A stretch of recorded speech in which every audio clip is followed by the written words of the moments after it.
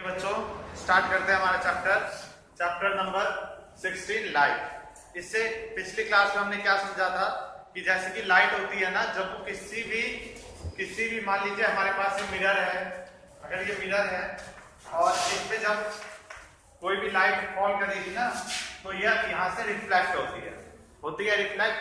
तो जो light reflect होगी इस प्रोसेस को ही हम लाइट का रिफ्लेक्शन कहते हैं। ठीक है, लाइट की इस प्रॉपर्टीज को हम क्या कहते हैं? Reflection of light. ठीक है, इसके बाद जो ये लाइट रिफ्लेक्ट होती है, ये इन रिफ्लेक्शन के वजह से ही हम किसी भी ऑब्जेक्ट को देख पाते हैं। ठीक है, अगर मान लो ये मिरर है तो हम यह देख पाएंगे कि यह क्या है, मिरर है।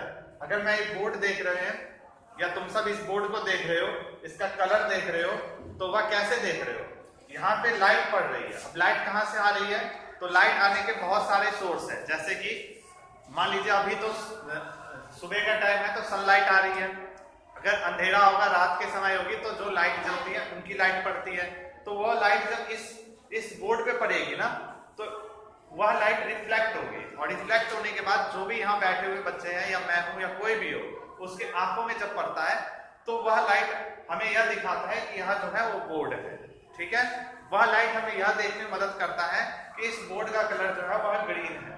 ठीक है, तो ये जो प्रॉपर्टीज है लाइट की, इसे हम क्या कहते हैं? Reflection of light. इसमें हमने क्या देखा कि ये जो लाइट आ रही है इसको हम क्या कहते हैं? सभी बोलो, क्या कहते हैं? जो ये लाइट रिफ्लेक्ट हो रही है इसको क्या कहते हैं? इसको कहते हैं रिफ्लेक्टेड रे। ठीक है, और ये हमारे क्या है? Plane mirror.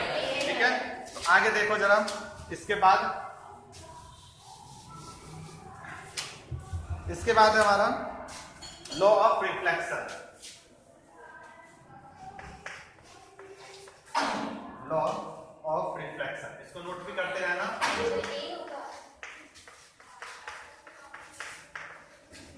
Law of reflection क्या होगा? तो देखो, सबसे पहले यहां मैं डायग्राम बना देता हूं। ये हमारी हो गई मिरर, ये क्या है हमारा? मिरर। इसके बाद ये है हमारी इंसिडेंट लाइट, O पॉइंट पे इंटरसेक्ट कर रही है। I को हमारे क्या है? इंसिडेंट लाइट है। इसके बाद जो लाइट घूम रही है वो मान लो, हाँ, OP है मान लो, ये क्या है? हमारी रिफ्लेक्टेड लाइट है। तो अगर मैं इसमें एक नॉर्मल बनाऊं, ये नॉर्मल है हमारा, ये क्या है हमारा? नॉर्मल है। तो ये नॉर्मल जो एंगल बनाती है इंसिडेंट लाइट के साथ, वो होता है एंगल ऑफ इंसिडेंस। क्या होता है? हाँ, इसको हम आई से लिखते हैं। और जो वह एंगल बनाते हैं रिफ्लेक्टेड लाइट के साथ, इसको हम एंगल ऑफ रिफ्लेक्टेड लाइट कहते हैं। इसका लिखते किससे? हम आर से लिखते हैं।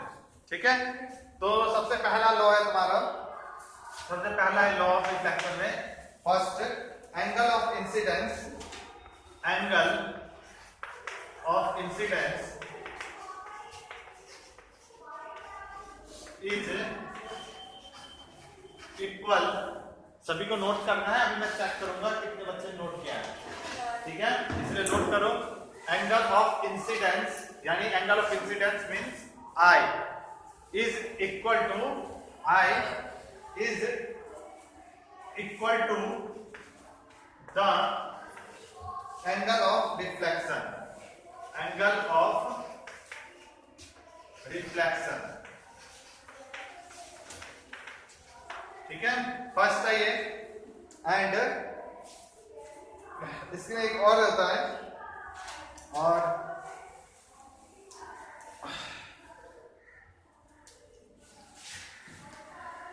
दूसरा लॉ इसका ये है, सेकंड लिखो इसी में। सेकंड लॉ है द इंसिडेंट रे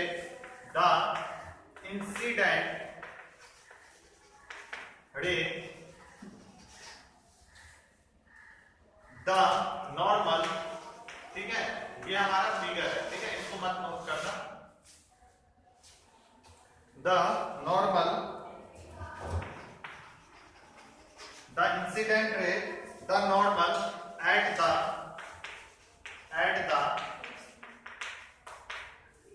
point of incidence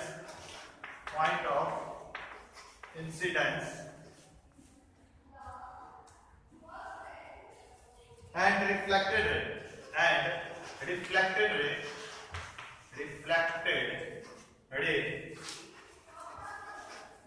reflected ray all lie in same plane, all lie in the same plane.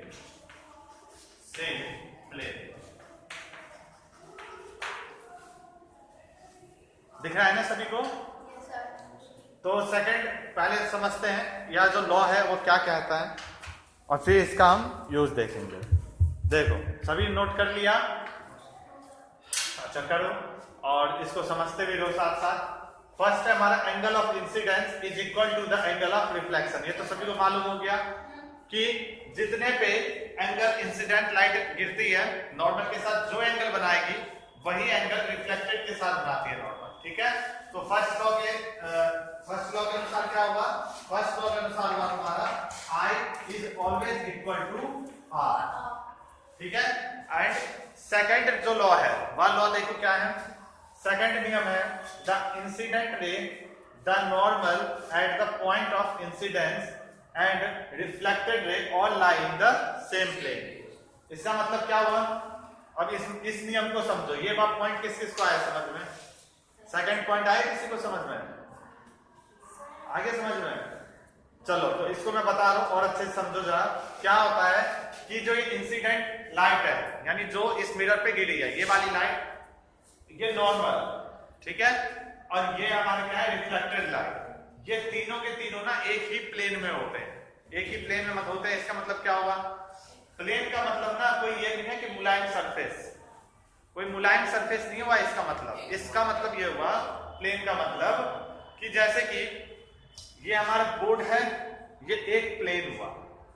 तो हम सब मैथ में पढ़ते हैं ना, जैसे कि XY प्लेन है, ये XY Y है तो XY प्लेन बनता है।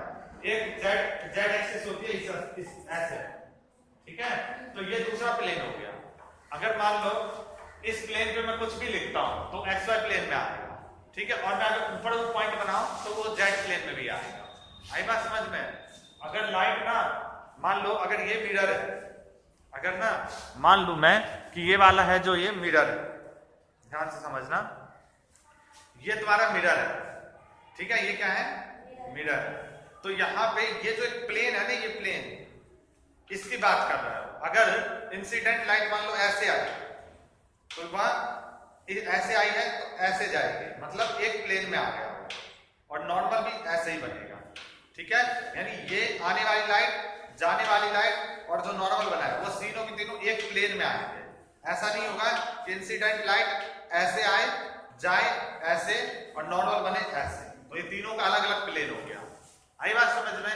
मतलब मैं क्या समझाना चाह रहा हूं, अगर इंसिडेंट लाइट ऐसे है तो नॉर्मल रिफ्लेक्टेड लाइट ऐसे होगी और नॉर्मल भी ऐसे होगा, यानी इस लाइट और इस नॉर्मल को तीनों को हम एक ही प्लेन में बना सकते हैं। आई बात समझ में? तो वह बताता हमारा सेकंड लॉ। ठीक है, तो इस लॉ ऑफ रिफ्लेक्शन को याद रखना, ये इंपॉर्टेंट है, पेपर भी पूछेगा और आगे भी काम आएगा आगे की क्लास में। आगे हम समझते हैं लैटरनल इन्वर्जन। लैटरनल इन्वर्जन का क्या मतलब है? चलो इसको नोट कर लेना सभी ने।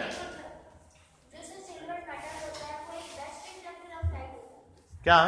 सिल्वर मेटल, हाँ, एक रिफ्लेक्टर लाइट ऑफ लाइट होता है, सबसे best. Silver best electricity conductor होती है और हीट का भी कंडक्ट करती है। चलो उसको हम देखेंगे आगे।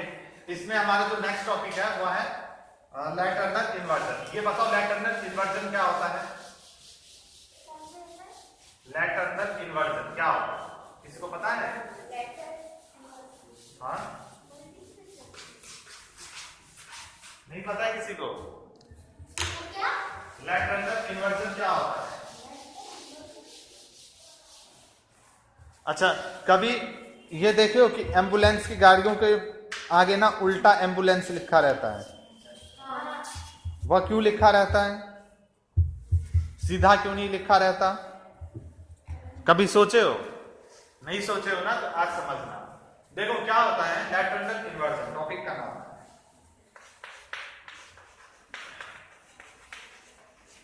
लैटरनल इन्वर्जन।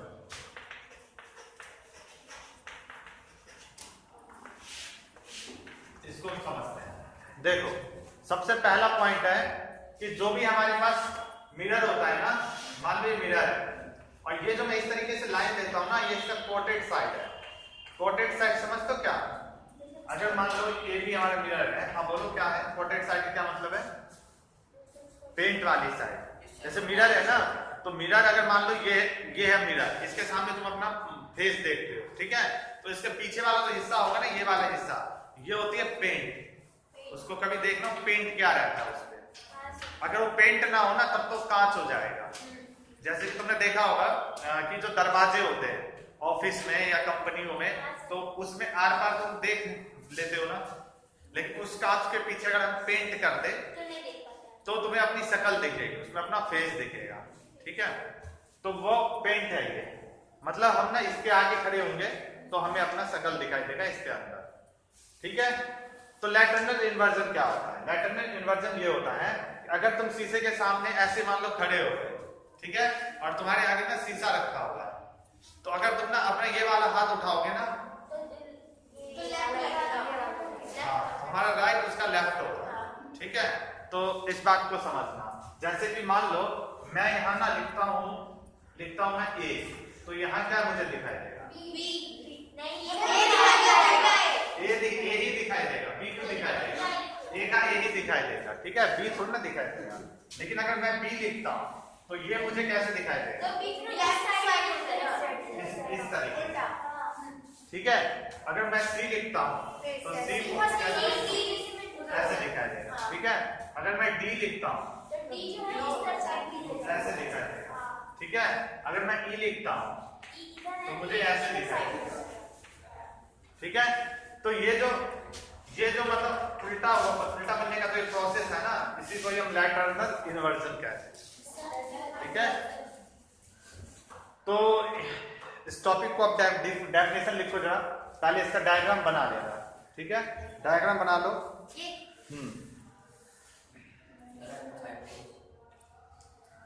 नहीं दिखाई देगा, चलो जल्दी से बनाओ, फिर इसका हम लिखते हैं वो definition.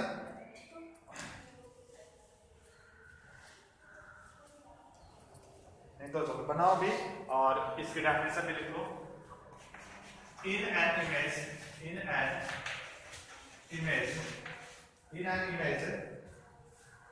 formed by a mirror,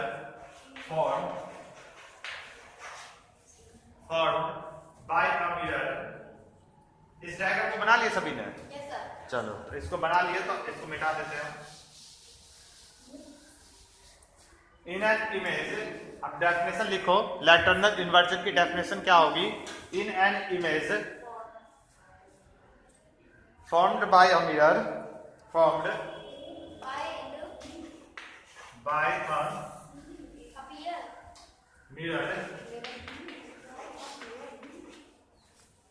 the left of the object,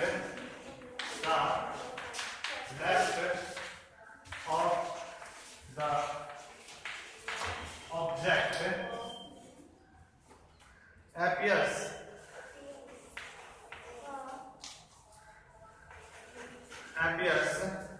on the right, and the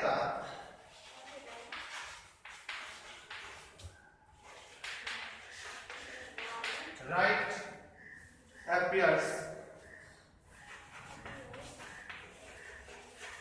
appears on the left.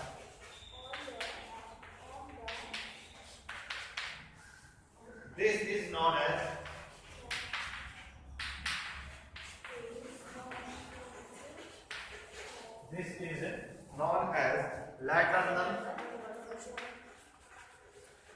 lateral inversion.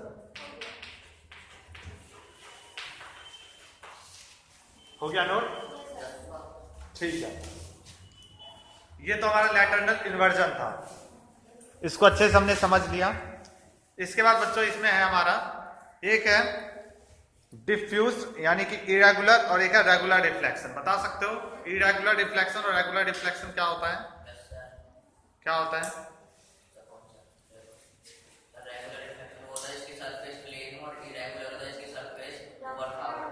हाँ, अगर सरफेस प्लेन है तब जो उस पर अगर लाइट फॉल होगी ना तो वह रेगुलर रिफ्लेक्शन होगा। लेकिन अगर सरफेस प्लेन नहीं है, रफ है मतलब उबड़ खाबड़ है जैसा कि बताया है, तो उस पे जब लाइट फॉल कर देगी यानी गिरेगी तो वहां जो रिफ्लेक्शन होगा वो भी उबड़ मतलब इरेगुलर ही होगा, इरेगुलर रिफ्लेक्शन होगा। तो इस टॉपिक के लिए तो पहले हम डायग्राम बना लेते हैं, इसको समझेंगे हम अगली क्लास में अच्छे से।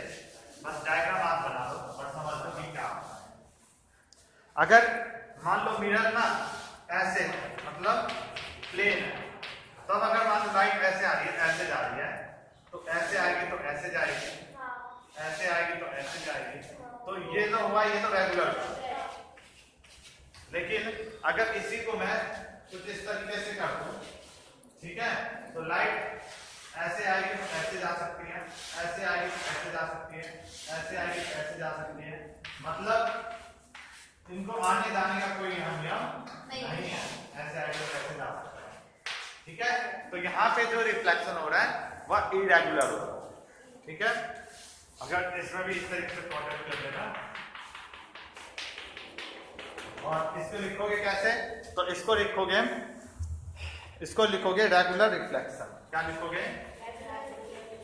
Regular reflection. और इसको लिखेंगे हम इरेगुलर।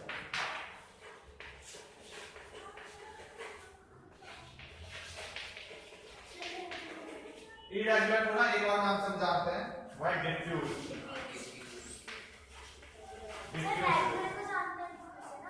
हाँ, इरेगुलर का। ठीक है, नोट हो गया ये। तो आज की क्लास में इतना ही, और इसी के साथ ना हमारा लाइट खत्म हो गया। आगे हम देखेंगे इसमें क्या आई और इमेज वगैरह सब कैसे बनते हैं, उन सबको समझेंगे। ठीक है।